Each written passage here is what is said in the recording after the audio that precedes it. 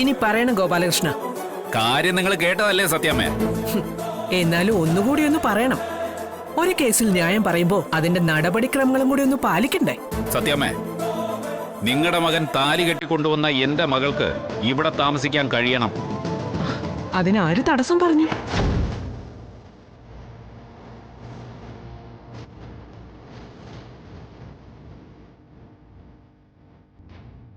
നിൽക്കുന്ന നിങ്ങളുടെ മകൾ ചോദിച്ചു നോക്ക്, അവൾക്ക് ഇവിടെ എന്തെങ്കിലും ബുദ്ധിമുട്ടുണ്ടോന്ന്.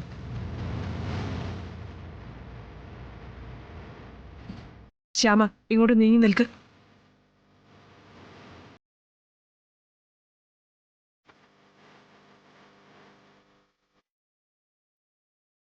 സത്യാമ്മ, നിങ്ങൾ ആളെ കളിയാക്കരുത്. ഞാൻ ശാലിനിയുടെ കാര്യമേ പറയുന്നത്. ഗോപാലകൃഷ്ണ, നിങ്ങളുടെ രണ്ടു മക്കളെ കല്യാണം കഴിച്ചു വിട്ടിരിക്കുന്നത് ഇങ്ങോട്ടാ. ആചാരപ്രകാരം താലി കെട്ടിയ കഥയൊക്കെ നിങ്ങൾ പറഞ്ഞു. പക്ഷേ കുടുംബക്കാർ തമ്മിൽ ആലോചിച്ച് ജാതകവും പൊരുത്തവും ഒക്കെ നോക്കിയുള്ള കല്യാണം ആയിരുന്നോ ഇത്?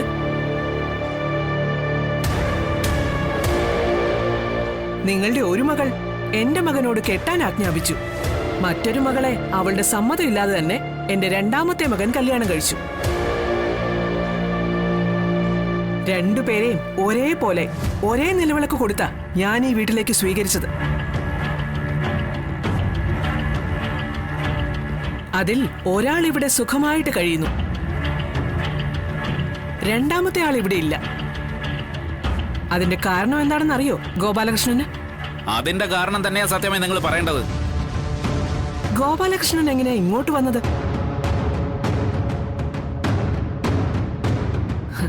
അതായത് ഇങ്ങോട്ടുള്ള വഴി ആര് പറഞ്ഞു തന്നൂന്ന്?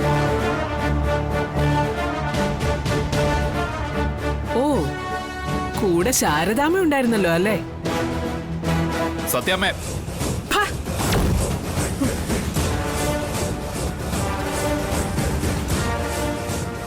കെട്ടിച്ചു വിട്ട മക്കളുടെ കുടുംബത്തിലേക്കൊന്ന് തിരിഞ്ഞു പോലും നോക്കാത്ത താനാണോടോ അച്ഛൻ? താൻ എപ്പോഴാടോ ഇവരുടെയൊക്കെ അച്ഛനായത്? 3 പെൺമക്കളെയും ഭാര്യയും കൂടി ഒരു രാത്രി പെരുവഴിയിലേക്ക് ഇറക്കി വിടുമ്പോ ആലോചിച്ചില്ലേ നിങ്ങളൊരു അച്ഛനും ഭർത്താവും ഒക്കെ ആണെന്ന്? സത്യമേ, ശാരദാമ്മേ, അത് നിങ്ങളുടെ കുടുംബകാര്യം. എന്റെ കുടുംബത്തിൽ കയറി ഇടപെട്ടതുകൊണ്ടാ എനിക്കിത് പറയേണ്ടി വന്നത്. 10-20 വർഷം തിരിഞ്ഞു നോക്കിയിട്ടില്ല നിങ്ങൾ ഇവരെ. ഒരു കൂര കുത്തി താമസിച്ച അവരെ കുടിയൊഴിപ്പിക്കാനും ഈ നാട്ടിൽ നിന്ന് തന്നെ ഓടിക്കാനും പലതവണ ശ്രമിച്ചിട്ടുണ്ട് നിങ്ങൾ.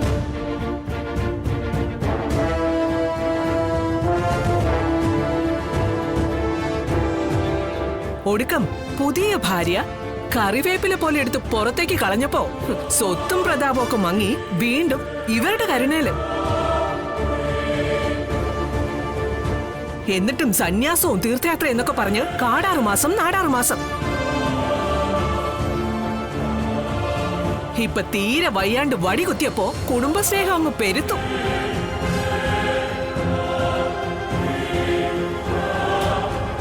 അവിടെ പറ്റിക്കൂടാൻ പഴുതന്വേഷിക്കുന്നതിനിടെ സത്യാമ്മയുടെ വീട്ടുമുറ്റത്ത് കയറിയ അച്ഛൻ വേഷം കെട്ടി ന്യായം പറയാൻ നിൽക്കരുത്. ചൂലെടുത്തടിക്കും ഞാൻ. സത്യാമ്മേ, ഇറങ്ങി പോടും എന്റെ മുറ്റത്തുനിന്ന്.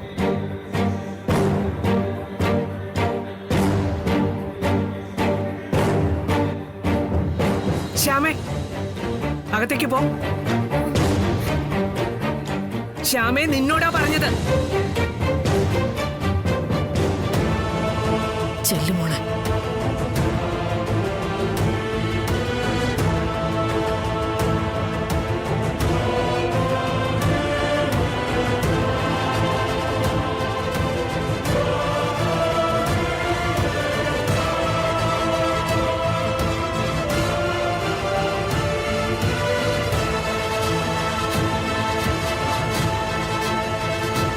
ഇനി എനിക്ക് ഇരിപ്പിടത്തിൽ ഇരിക്കാലോ, നാട്ടുകാരുടെ ന്യായം പറയാൻ. അങ്ങനെ ഇരിക്കാൻ വരട്ടെ സത്യാമ്മേ. ഈ മുറ്റത്തുനിന്ന് ഇറങ്ങിപ്പോ നിങ്ങൾ പറഞ്ഞാൽ ഞാൻ പോവും. കാരണം ഇത് നിങ്ങളുടെ വീടാ. ഇവിടെ നിങ്ങൾ പറയുന്നതാണ് ന്യായം. പക്ഷേ നിങ്ങൾ വേറൊരു മുറ്റത്ത് വന്ന് കയ്യും കെട്ടി നിൽക്കേണ്ടി വരും സത്യാമ്മേ. കോടതി മുറ്റത്ത്.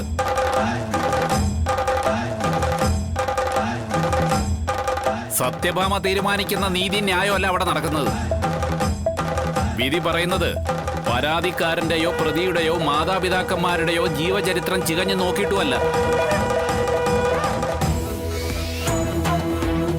നിങ്ങളെ കൂട്ടിക്കേറ്റി നിർത്തി ഞാൻ സമാധാനം പറയിപ്പിക്കും.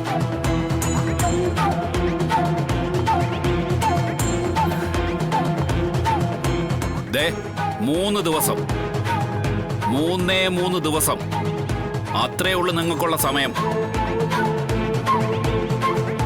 അതിനുള്ളിൽ നിങ്ങളൊരു അനുകൂല തീരുമാനം എടുത്തില്ലെങ്കിൽ നമുക്ക് പിന്നെ കോടതി വെച്ച് തന്നെ കാണാം. സത്യമേ, നമുക്ക് കാണാം. ആ കാണാം.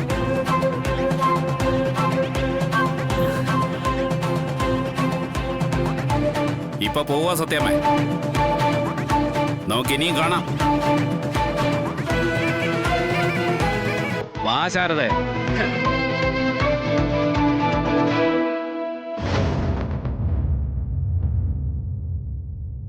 സത്യമേ,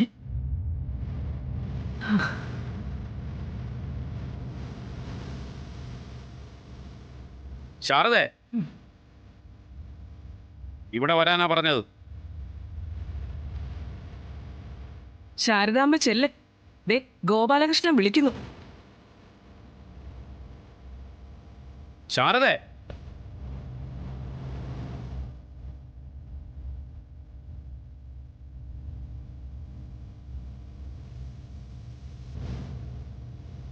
വാ.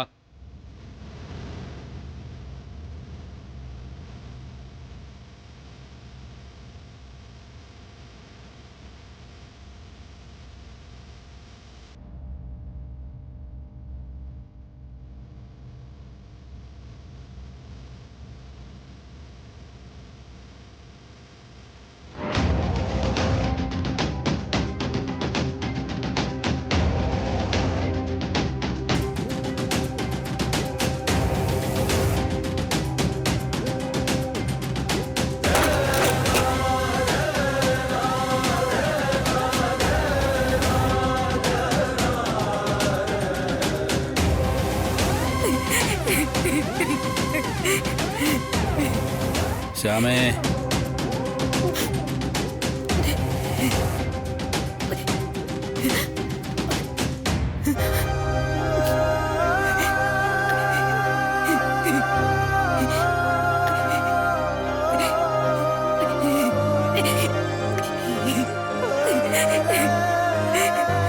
കെട്ടിപ്പൊക്കിയതെല്ലാം തകർന്നു വീണല്ലോ ഭഗവാനെ.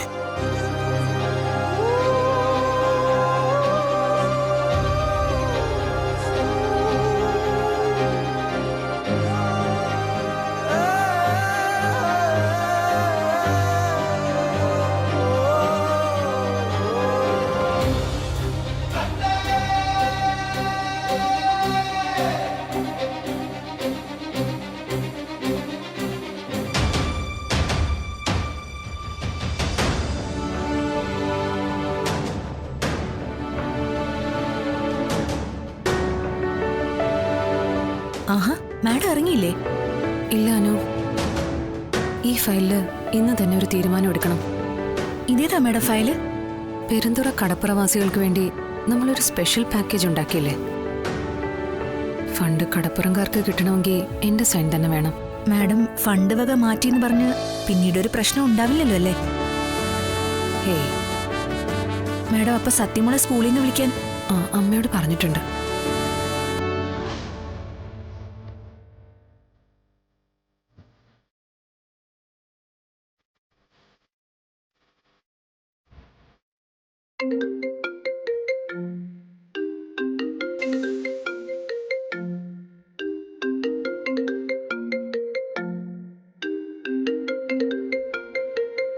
ശ്യാമയാണല്ലോ.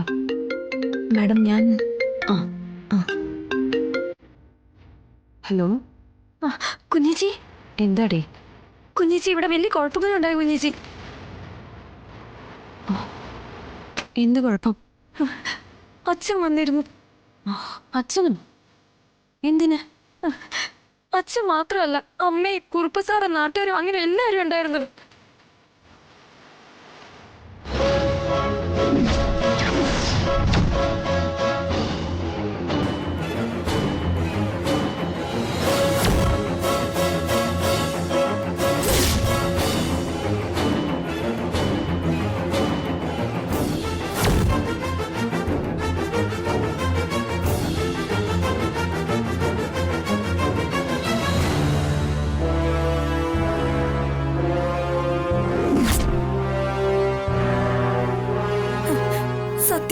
കാലത്ത് ക്ഷമിക്കുമെന്ന് എനിക്ക് തോന്നുന്നില്ല കുഞ്ഞേച്ചി. ശരി, നീ ഫോൺ വെച്ചോ. എന്താ വേണ്ടെന്ന് എനിക്കറിയാം.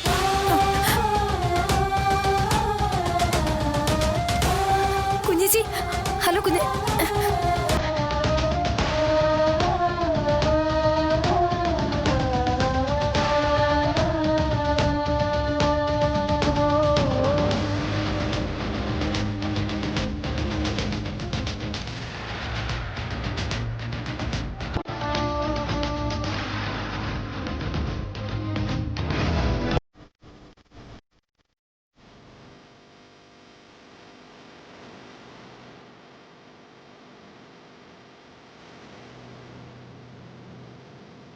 നിങ്ങൾ വേറൊരു മുറ്റത്ത് വന്ന് കൈയും കെട്ടി നിൽക്കേണ്ടി വരും സത്യമേ. കോടതി മുറ്റത്ത്.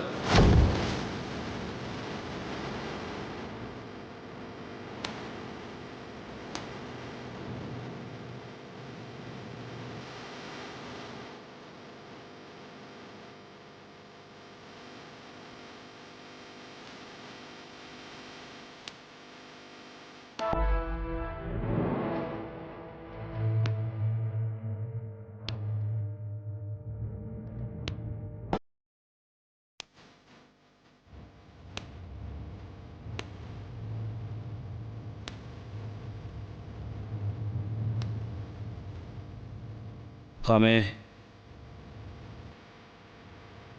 ഭാമേ. രാഘവേട്ടൻ, ഞാനിവിടെ ഇരിപ്പുണ്ടല്ലോ, പറയാനുള്ളത് പറഞ്ഞോളൂ.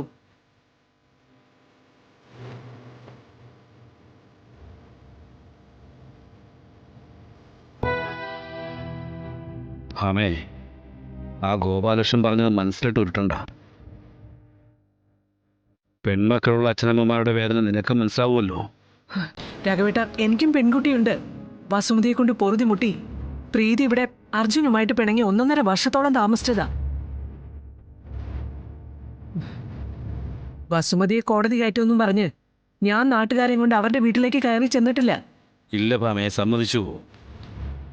പക്ഷേ എൻ്റെ പ്രീതിയുടെ അച്ഛൻ്റെ ജീവിതത്തിൽ ഏറ്റവും വലിയ മുറിപ്പാടുണ്ടാക്കി എന്താണെന്ന് അറിയാലോ ഭാമയ്ക്ക്. എൻ്റെ ഒരു വശം തന്നെ തളർത്തിക്കളഞ്ഞു ഭാമേ.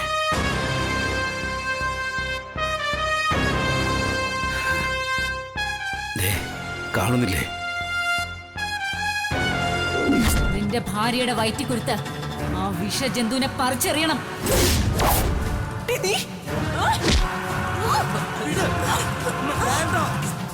തെരുവിൽ 10 രൂപയ്ക്ക് ശരീരം വിറ്റ് ജീവിക്കുന്ന സ്ത്രീകൾ പോലും സ്വന്തം മകന്റെ കുഞ്ഞിനെ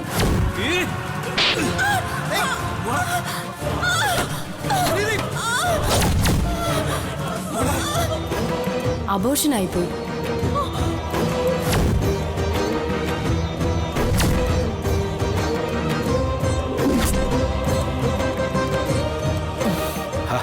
അവിടെ ഇരിക്കും ഭാമേ, പറയട്ടെ. എൻ്റെ പ്രീതിയുടെ കുഞ്ഞിനെ നഷ്ടപ്പെട്ടതിനേക്കാൾ വലുതല്ല ഭാമേ എൻ്റെ ഒരു വശമോ ജീവനോ പോലും. ഒരച്ഛൻ അയാളുടെ പെൺകുഞ്ഞിനേക്കാൾ വലുതായി മറ്റൊന്നുമില്ല. പിന്നെ അർജുനെ പിരിഞ്ഞ് അവൾ ഇവിടെ വന്ന് താമസിച്ച കുറച്ച് കാലമുണ്ടല്ലോ, നിനക്ക് നിന്റെ വാശിയായിരുന്നു വലുത്, വസുമതിക്ക് വസുമതിയുടെയും. ഭക്ഷണവും വസ്ത്രമൊക്കെ സുഭിക്ഷമായി നൽകി നീ അവളെ സൽക്കരിക്കാൻ മത്സരിക്കുമ്പോഴും ആരും കാണാതെ നിന്റെ മകൾ കരയുന്നത് ഞാൻ കാണുന്നുണ്ടായിരുന്നു ഭാമേ. ഇപ്പൊ നിന്റെ മകൻ കരയുന്നതും. ഭാമേ, മുമ്പ് നിന്റെ മകൾക്ക് കുടുംബജീവിതം നിശ്ചയിച്ചതുപോലെ തന്നെയാ ഇപ്പൊ നീ നിന്റെ മോനോടും ചെയ്യുന്നത്. അന്നത്തെ വാശിയെക്കുറിച്ച് ഇപ്പൊ ഇരുന്ന് ആലോചിക്കുമ്പോൾ നിനക്ക് എന്തു തോന്നുന്നു? അവൾക്കൊരു കുഞ്ഞു പിറന്നു, 2 ആൾ സുഖമായി ജീവിക്കുന്നില്ലേ? നീ വസുമതിയും കൂടെ അവർക്ക് നഷ്ടപ്പെടുത്തിയ വർഷങ്ങളോ അതാരും തിരിച്ചു കൊടുക്കും? ഭ്രാന്തമായൊരു ആലോചനയിലെങ്കിലും അതിൻ്റെ പേരിൽ നിന്റെ മകൾ നിന്നെ ശപിച്ചിട്ടുണ്ടാവും ഭാമേ. അമ്മയെന്ന പേര് നെഞ്ചിൽ പച്ചകുത്തിയ നിന്റെ മകനും മനസ്സുകൊണ്ട് ഇപ്പൊ അത് തന്നെയാവും ചെയ്യുന്നത്. താലി കെട്ടിയ ഭാര്യയെ 6 വർഷം ആറ്റുനോറ്റ് കാത്തിരുന്നതാവൻ ഒടുവിൽ അടുത്തെത്തിയപ്പോ നീ വരച്ച ലക്ഷ്മണരേഖ ശാലിനിയോട് സ്നേഹമില്ലാത്തത് കൊണ്ടാ അവൻ നിന്നെ അനുസരിക്കുന്നത് കരുതുന്നുണ്ടോ ഭാമേ? ഒരിക്കലുമല്ല. നിന്നോടുള്ള അനുസരണ, ബഹുമാനം, അത് വിഷ്ണു ഒരാൾക്ക് മാത്രമല്ല, ശാലിനിക്കും. അവളിന്ന് ജില്ലാ കളക്ടറാ, സ്വന്തം കാലിൽ നിൽക്കാൻ ശേഷിയുള്ളവൾ. അവൾ അവിടെ നിന്ന് ഒരു കൈ നീട്ടിയാ വിഷ്ണു ഇവിടുന്ന് 1000 കൈ നീട്ടില്ലെന്ന് കരുതുന്നുണ്ടോ നീ? ഭാമേ, ഇത്രയും പ്രായമായ നിന്നേക്കാൾ പക്വതയുണ്ട് ആ കുട്ടികൾക്ക്.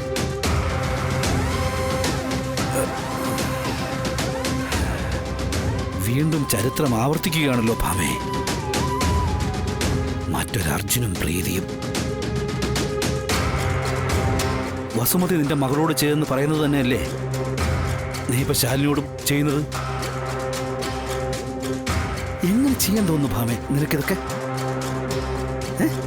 നിന്റെ മകൾക്കൊരു ജീവിതം ഉണ്ടാക്കി കൊടുത്ത ശാലിനിയല്ലേ? അവൾക്ക് വേണ്ടി ഇല്ലാത്ത ഗർഭമുണ്ടെന്ന് അഭിനയിച്ചതും ആ കുഞ്ഞിനെ നീ പോലും അറിയാതെ രഹസ്യമായി പ്രസവിപ്പിച്ച് ഈ ഭൂമിയുടെ വെളിച്ചം കാട്ടിക്കൊടുത്തതും ഒക്കെ ശാലിനിയല്ലേ? അന്ന് ശാലിനെ ചേർത്ത് പിടിച്ച് നീ പറഞ്ഞെന്താ? മകളേക്കാൾ വലിയ സ്ഥാനം അവൾക്കെന്ന് അല്ലേ?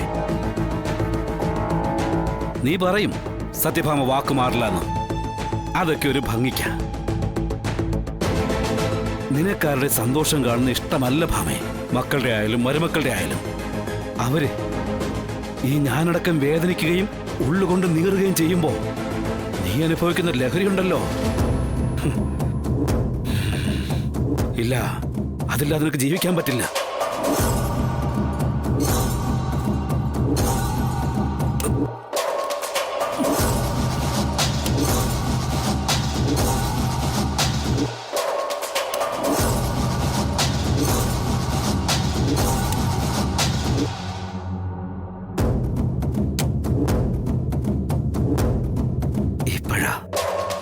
ഇപ്പോഴാ ഭാമേ ഞാൻ നിന്നെ ശരിക്കും മനസ്സിലാക്കുന്നത്.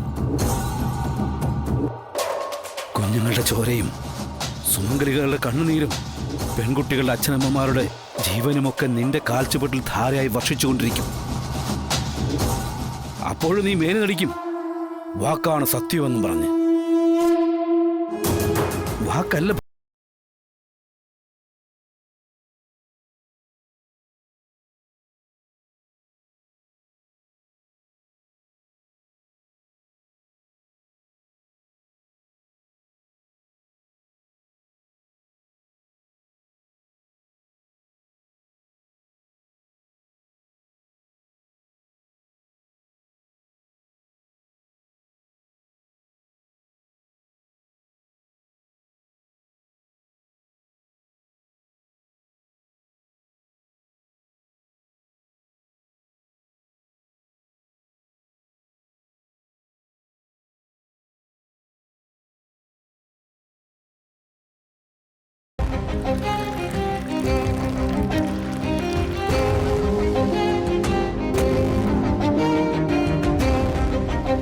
ഗോപാലകൃഷ്ണന് തോന്നുന്നുണ്ടോ സത്യഭാമയ്ക്ക് എന്തെങ്കിലും മനംമാറ്റം ഉണ്ടാവുമെന്ന്? മനംമാറ്റം ഉണ്ടാവണം കുറുപ്പ് സാറേ, അല്ലെങ്കിൽ എന്താ ചെയ്യേണ്ടെന്ന് ഗോപാലകൃഷ്ണൻ അറിയാം. ഈ രാജ്യത്തെ നിയമങ്ങൾ അനുസരിക്കേണ്ട ആളാ സത്യഭാമയും. അവർക്ക് തോന്നുന്ന അനുസരിച്ച് എഴുതി ഉണ്ടാക്കിയിരിക്കുന്നതല്ല ഇന്ത്യൻ ഭരണഘടന. ഗോപാലകൃഷ്ണ, ഇതിപ്പോ കോടതിയിലേക്കൊക്കെ വലിച്ചഴിച്ചാൽ ശാലിനിക്ക് അതിന്റെ മാനക്കേട്. അവള് ഒരു ജില്ലാ കളക്ടറല്ലേ? പത്രക്കാരും ചാനലുകാരും ഒക്കെ വെറുതെ വിടുവോ? അവരെടുത്തിട്ട് അലക്കും. എല്ലാവരും ഒന്നിച്ച് നാറും. നാറട്ടെ കുറുപ്പ് സാറേ, നമ്മൾ മാത്രമല്ലല്ലോ, സത്യഭാമയും കൂടി നാറില്ലേ? അവര് വന്ന് കോടതി തലകുനിച്ച് നിൽക്കുന്ന എനിക്ക് കാണണം. ഗോപാലകൃഷ്ണ, അതിപ്പോ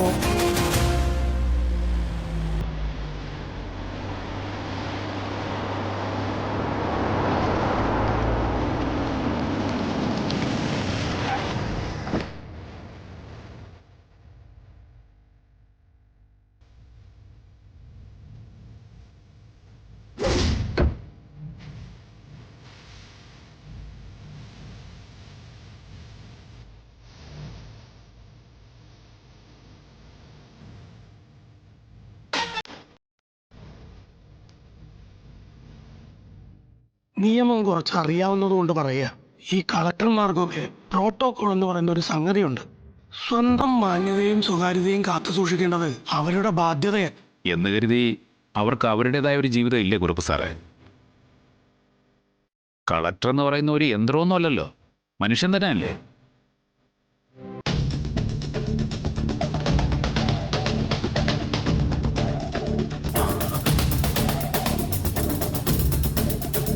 ആ, വരണം മോളെ, അകത്തേക്ക് ഇരിക്കാം.